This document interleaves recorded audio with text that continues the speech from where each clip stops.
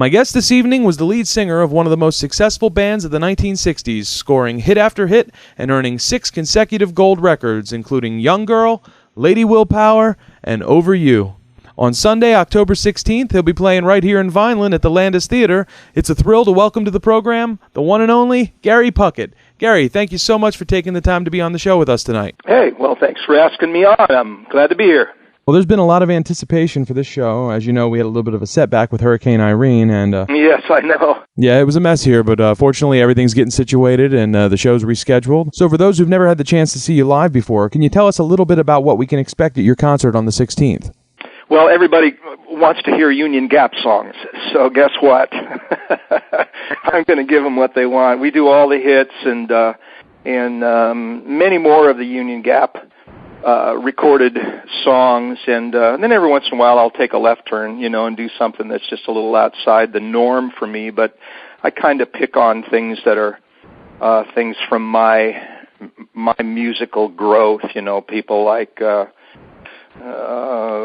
Orbison maybe, or Dion or Elvis or somebody like that. And of course I have my tribute that I do to the veterans. I've been doing that for a long, long time, so we will give praise and tribute to all the vets for keeping this country free as well. So it's a good show. It's a fun show. I try to laugh a little and maybe even cry a little, if that's the right word. Great. Well, I want to go back in time for a minute because the year's 1968, and this is one heck of a year for you and the band. I mean, it was one hit record after another. You're performing on the Ed Sullivan Show. You're outselling everyone else in the music industry, including the Beatles, which is a feat in itself. I just tell people the Beatles were having a bad year, that's all. So how does a young guy from Washington State find himself in a situation like that? I mean, how did all of this start? Oh, gosh, it's such a long, long story. I could go all the way back to the beginning, which is, of course, me being 6 years old and my parents sitting me down at the piano and saying, you're going to take piano lessons. And the reason for that was my mom was a piano player, is still. She's 92 years old. She still plays piano every day. It's her favorite thing to do. My father was a sax player. This is how they met in high school, and they went on beyond that to be in a band called the Dick Halverson Big Band. And so they probably would have chosen to be in music as a career and so forth, but at that point in time, tour buses were very cold and very drafty and didn't have the accoutrements, trash mashers and TVs, et cetera, and bunks and things. And so they opted for a more normal life, but they wanted all of their children to have music as a part of their lives, not necessarily a career. But so I was the first born, and they sat me down at a piano, and they said, you're going to take piano lessons. And like any 6-year-old boy, I'd rather be out, chasing garter snakes and fishing, and stuff like that. But it really sort of captured my imagination at some point. So, along came rock and roll when I was around, I don't know, it started for me when I was about 12 years old. And, I became aware of people like Fats Domino and Jerry Lee Lewis and, people that played piano. And so my musical bent, went toward rock and roll. And at 15 years old, I found a guitar in my grandparents' attic. And, of course, at that point, one of the popular songs was Honky Tonk, and that was the first thing that I played on guitar, and my imagination had been pretty much captured by that whole feeling. I remember seeing the movie Blackboard Jungle, and I just looked at that and went, wow. I mean, here was, people on the streets of Brooklyn or wherever it was in the New York area, and they were kind of the bad boys, and the music was what was his Rock Around the Clock, Bill Haley and the Comets, and I just, there I was off into rock and roll. So that's what excited me about it, and that's really kind of started, but my parents wanted me to go off into college and study maybe medicine or whatever it was. And for a long time, I mean, throughout my growing years, I really tried to do what they wanted me to do, which was go to college, get a degree, and my studies were kind of off into philosophy and aimed kind of at a medical career, but I just never really had the desire to be a doctor or a dentist or whatever it was. And as my couple of years of college went by, I became more and more involved in the music scene, which was to play in local bands. And, of course, I had been in, a local high school band, that kind of thing, and I was always more thrilled by doing that than anything else, really. So that's really kind of it in a nutshell. Okay, and then you went on to form the Union Gap, and now really that's actually the name of a city near where you grew up, right?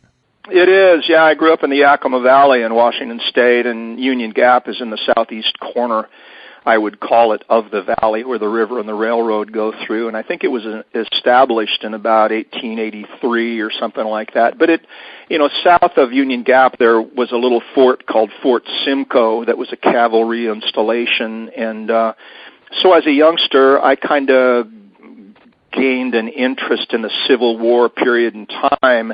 And just the word union just happened to stay with me, and there came a point, when I was to put together the group that was to be called the Union Gap, that I knew that we needed to have an identity visually, and I thought, gosh, we should, one day it just sort of like the light bulb went on, and I thought we could wear Civil War uniforms. And because it was, I was born in the North in Minnesota, grew up in the North in Washington, and so the North just obviously became that which I gravitated to, So Union Soldier, Union Gap, and I just went, there it is. Got the name, got the identity, So I think it was a good thing because you certainly can't argue with the success of the group. No. In 1968, particularly that we were the number one record-selling artist, but a lot of the other ingredients, I'll call them, the producer, incredibly talented man, Jerry Fuller, put together, the other ingredients of the soup, which were the musicians and the arranger and the arrangements and, the songs and the production and all that stuff. So we had a real good team. Well, that leads me to a question, because the uniforms, they were a cool gimmick. It really made you guys stand out. But weren't those things hot to perform in? Yeah, incredibly hot. The original ones were made by a little tailor down in Tijuana, Mexico, because trying to have them made by a tailor or somebody, up in the Los Angeles or in the San Diego area was incredibly expensive, and none of us had any money. We were just trying to survive, and paying bills was more important than buying expensive uniforms. So I found a tailor down in the Tijuana area that made them for us. But yes, they were made out of wool, I believe, and so they were very heavy and very warm, and they were difficult to perform in. But, it was a part of the whole equation, so we gladly went through it. Now, when you guys were at the peak of your success, you even got invited to perform at the White House, right? We did, and what a fun, just an amazing day, a wonderful experience. It was during the Nixon administration, and they were hosting basically Prince Charles and Princess Anne at the White House, and it was sort of a party for them. And I don't know all the machinations of the whole thing, probably somewhat political, somewhat social, but, the royalty was brought over to the U.S. and hosted by the Nixon family, and so they asked Prince Charles who he'd like to have for music if they had a concert on the South Portico, and he said, I'd like to hear the Guess Who, and of course I had worked many times with Burton and the Guess Who, and they asked Princess Anne who she would like to see and hear, and she said, I'd like to hear Gary Puckett in the Union Gap. So they built a big stage on the South Portico out on the lawn out there, and the Guess Who were set up on one side of the stage, and we were set up on the other side. So we happened to be the closing act of that night, and in fact, the Marine Band horns came and joined us on stage, and man, what an incredible evening that was musically, because they're as good a horn band as you'll find in this entire world. So it was a fabulous, fabulous event, and of course we met a lot of the political figures and even some of the other star-studded sorts, were there. And I met the president and his family and all that. So it's a very memorable day for me. So it's the late 60s, you're racking up top 10 hits just one after another. Your first 5 singles went gold, which is just an incredible accomplishment. Even Elvis Presley didn't do that. Really, by all appearances, you're on top of the world. But then in just a few years, by the early 1970s, the Union Gap starts to fall apart. What happened? I mean, when did you first realize that the end was near? I don't know if you ever really realize the end is near. Sometimes you just think that this is the way it is and this is the way it'll always be, but there's so many different elements to that part of the story. A couple of the members of the band were at that point starting to feel like they wanted to get off the road. They wanted to live at home with their families. They wanted to write songs and not be out in the world anymore. They wanted to kind of plant their feet at home and have an office that they went to every day. And Gary Witham and Carrie Chater both had been given a publishing contract with Irving Almo, which was the publishing wing of A&M Records, and so they opted out of the band, and so we went through a member change and things like that. And so kind of when you change the ingredients of something, it ultimately changes the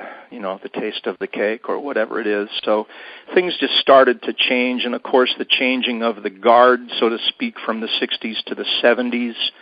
The Vietnam War they were trying to wind that down, and it had been going on for many years. And then there came the point where my contract with Columbia was up, and I sort of opted out of it for the moment for some reason. In retrospect, it's hard to really understand why. I think I wanted a little more control over what was going on instead of just being told shut up and sing kind of thing, which in retrospect, once again to use that word, it probably would have been much better for me if I had just shut up and sang.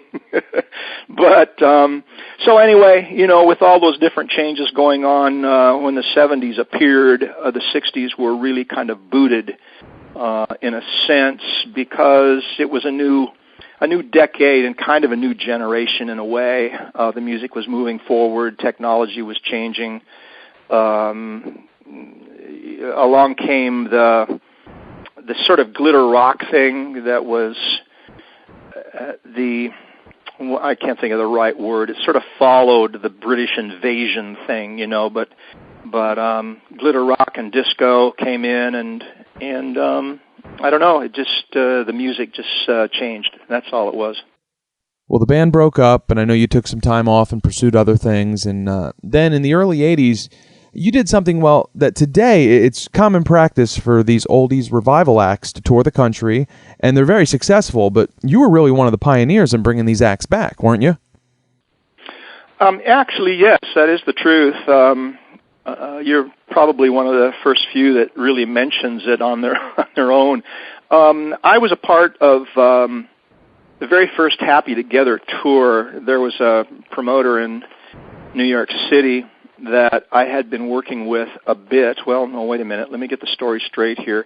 He had been working with the Turtles in a group called The Association, and I went back to, I think it was then called the Meadowlands, did a big concert there with the Turtles, The Association, some other groups. And a fella came to me that said, I think my boss would like to meet you. And I said, okay, who would that be? And he told me it was David Fishoff. So we met, and there came a point where David was, we were just talking about putting out an actual tour of oldies acts because it had never been done before, and I suggested to him that he put the Turtles, the Association, and me together on a package, and he said, gee, that's a good idea. And then he thought about it for a while. He added Spanky and our gang to the equation, and took it to, I believe, William Morris, and they said, great idea. So in 1984, we did the very first Happy Together tour, And it was incredibly successful. I think we worked about 8 months of that year together and really kind of brought the oldies thing to the attention, because right around that time, I don't know how old you are, but I remember about 1980, 81, the radio stations that were about to or were already playing the baby boom generation music were proliferating throughout the U.S., so the oldies stations were really kind of coming alive then. Excuse me, and that was the time when it all sort of built together, so the idea of 3 or 4 of the golden oldies going out together was a good one, and it worked. And you've pretty much been touring ever since, right? Yeah, I would say so, since, 84, even before that, but, 84, 85, throughout, and then in 86 I went on the Monkey Tour, which was the most successful tour of that year. If you remember, the Monkees had been, what does I want to say, the reruns had been rerun on MTV. Yeah, so the Monkees were huge again 20 years after their initial success, so it was another David Fishoff tour, and I was on the tour along with Herman's Hermits and the Grassroots, and then, yes, I've been there since, just working and playing the music. Now, in the past several years, you've put out a couple new recordings, including a live album and a Christmas record. Do you have any plans for another album in the future? I do, as a matter of fact, and I'm not sure how it's going to happen, but I've kind of been studying guitar and learning how to, play some of the standards and things like that. So I have a feeling I'm going to do something along those lines, as well as quite possibly some of the songs that I've been writing as of late. So we'll see how that goes, but I'm talking to some people about that. My guest has been Gary Puckett of Gary Puckett and the Union Gap. He's going to be appearing at the Landis Theater in Vineland on October 16th. For tickets, call the Landis Theater at 856-691-1121 or visit landistheater.com. Gary, I want to thank you so much for taking the time to be with us today. It's my pleasure, Joe. Really nice to talk with you. Take care. Okay, you too. Bye-bye.